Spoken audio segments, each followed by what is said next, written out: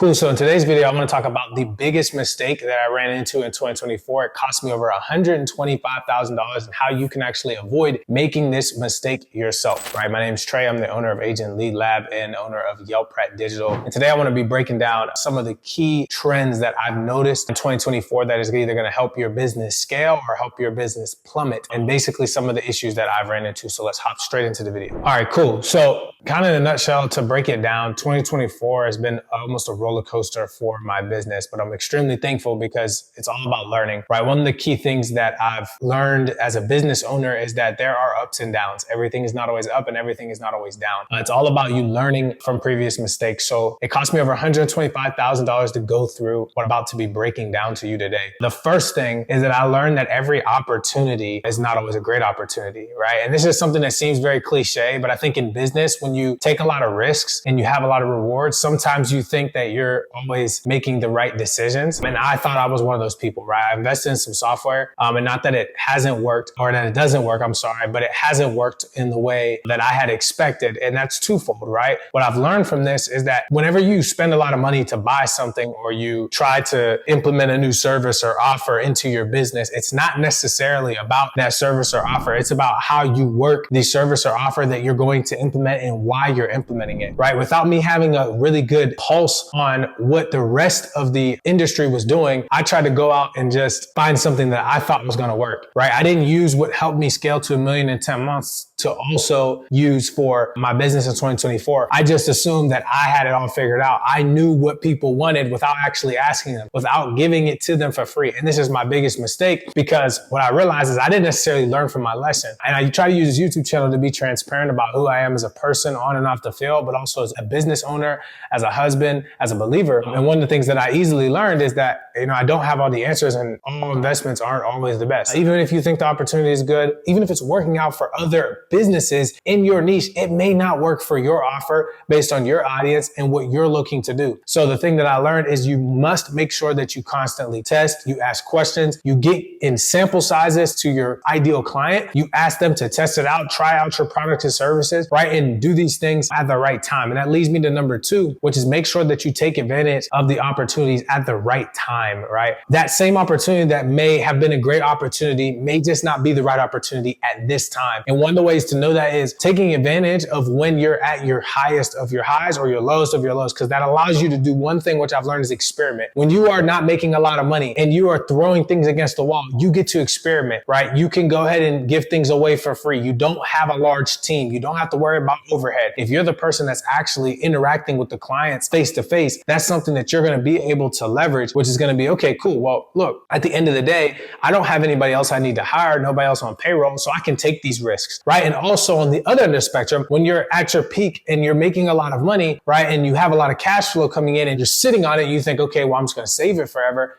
Find a way to invest it, right? What I did is I waited till I was kind of in that middle and I was like, well, we got a lot of money, but we also are in the process of kind of hiring people and I'm still in the business. I'm not all the way out of it. So because I'm not all the way out of it, I was like, you know what? I can try something, but because of me, that didn't work out well. It would have been better for me to try those things when I was at the absolute peak, right? And I didn't really have a staff or anything where I could just try things and it wouldn't really affect the overall, rather than, doing it in the middle or at the beginning. So that's a big takeaway that I learned, is it's all about taking advantage of the opportunity at the right time, right? First, analyze the opportunity to figure out if it's for you by going out, testing your market, seeing if there's something interested in. Then it's all about launching it at the correct time. Do you launch it when you're starting a new project? Do you launch it when you're at the peak? You have to figure out what time works best for you. But in my opinion, those are the 2 biggest gaps where you have the ability to figure out what's going to work, right? So number 3, this probably is the largest thing. It cost me over $70,000 this year alone, is literally going to be finding the right employees, right? And figuring out the right employees for the right things. So what I learned is, you all know I'm very big on virtual assistants, right?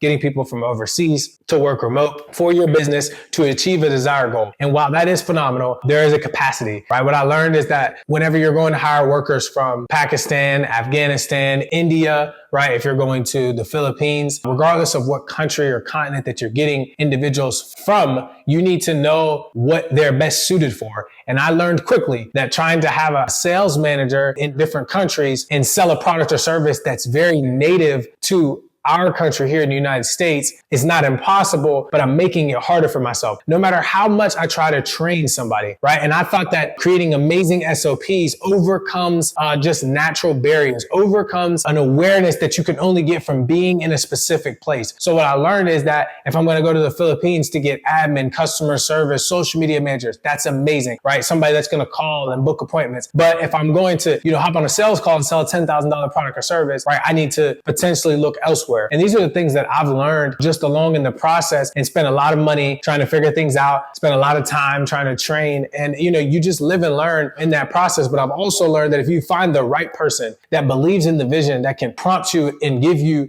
confidence for what you're trying to do next and where you're trying to go, they can help boost up and quickly increase your business, right? I ran into one of our sales reps, which was crazy, is like, I met a gentleman who knew me from another gentleman that had worked with me for a long time. And I asked him, I said, hey man, look, I'm transitioning the business. We're changing our business model. We're not doing as much just, flat retainers. We're offering a lot more products and services. So I really need to build out a sales team to sell this because it's going to be a little bit more of a high ticket product and service. And I was like, do you know anybody? He's like, yeah, actually I have somebody perfect. And this individual came in and has helped our business grow tremendously, but also has kind of brought a different energy to the entire group and to the team. And I realized, with myself, I knew I had that. And with a lot of my employees, I had that, but I didn't know that you could get somebody that just came in immediately and was like a spark for your organization and also help propel and move you forward. So I'm really learning the value of bringing people in who are prompted on the vision. And the next thing that I learned is that commission-based workers are actually a lot more valuable than, you assume. I was a little bit afraid of commission-based because, as you scale, it can really affect your margins, especially as you grow. If the product or service doesn't work out, or if there's different ways that you have to pay them out and where you don't receive compensation immediately. But what I also realized is if you find the right people who are willing to put the work in, it helps your business grow. I spent 2 years as a life insurance agent. One of the quickest things that I learned is that you can't eat what you don't kill. It requires a different level of intensity, but that was only just seeing it from the life insurance space. When I got out here and met numerous closers and setters who do this for a living, they close high ticket offers, it really opened up my mind to the amount of people out here that are willing to work, that are ready to help you grow your business because they make money off of it as well. And that cost me a lot of money because I kept trying to do things myself. And this year, the biggest thing I've learned is that I have to hire teams. I have to build systems. I have to be better. I have to learn. I have to improve, right? And it's not going to be one of those things that just happens overnight, but you do have to go through that process and how to actually implement, train, onboard, and create systems, not just for fulfillment. And the last thing that I've learned is that you need to compartmentalize your business into acquisition and fulfillment, right? So for the longest, I had everything combined because I was everything, right? I started from really reverse, right? I started heavily on fulfillment, right? Because I was the one running the ads. I thought, okay, cool. If I can get somebody to do that, I can just sell these people signing up. And it did work. But as you scale and as you learn, as you grow and as you look to make more income, provide more value, have stronger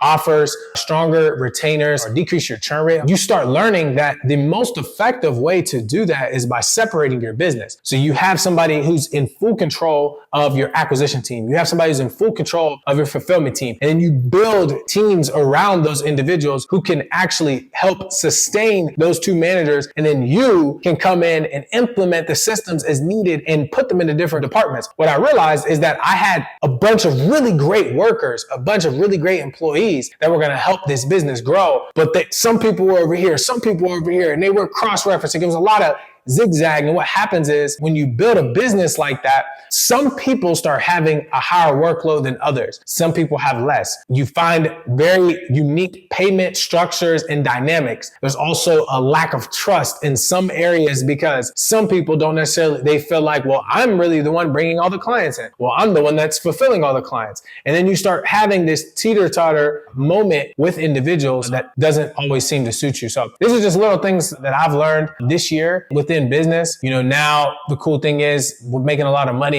You start learning different ways to make the same amount of money, but to collect more profit. And that's really where we're at for this year in terms of our business continuing to grow. I'm really just focused on profit margins because at the end of the day, having a lot of cash is good, but if you're not actually keeping the money, it doesn't really make any difference. So that's what I've learned.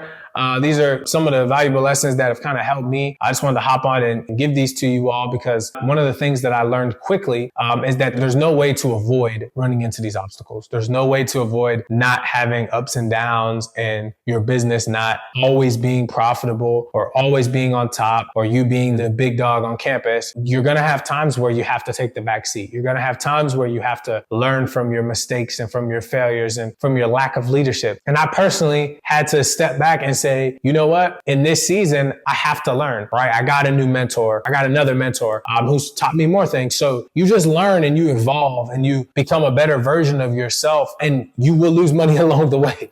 Like myself, literally lost over $125,000 this year just from these mistakes that I'm kind of going through. So I hope that it can help. I would say the biggest thing is just make sure that when it comes to taking advantage of an opportunity, that you sit down and actually analyze what opportunity it is and make sure that your industry and your niche has already said that's something they want. The next thing is figuring out, when do you launch this product, service, or a new opportunity into your industry? Timing is everything. Do you launch it at the beginning when you don't really have much and you're doing everything? Or do you launch it when you're at the peak of the peak and you're willing to take that risk? Because there's pros and cons to both, right? The third is going to be making sure that you really sit down and analyze what parts of the business in terms of hiring and in terms of building the proper team, in terms of learning your employees is important. And lastly is really just analyzing yourself and saying, okay, cool. What are some of the bottlenecks that I'm currently creating in my business? Because I need to leverage acquisition and fulfillment team to make sure that what is being done is smooth and seamless, right? Having a sales team or just doing everything yourself is not bad. But when you start building a sales team, and it was crazy the first time I saw it, and you see somebody else sell something on your behalf that you created and you built the entire ecosystem around, and they actually got the person to pull out their credit card and pay, it becomes an amazing feeling because you feel like you can scale, right? And you can build a business. And this is across all industries. It doesn't matter what you do, what niche you're in, etc. So I hope this video helps y'all. As always, please make sure to like, comment, and subscribe. Drop any questions, comments, or concerns below about certain things you want me to touch on, whether it's doing with lead marketing,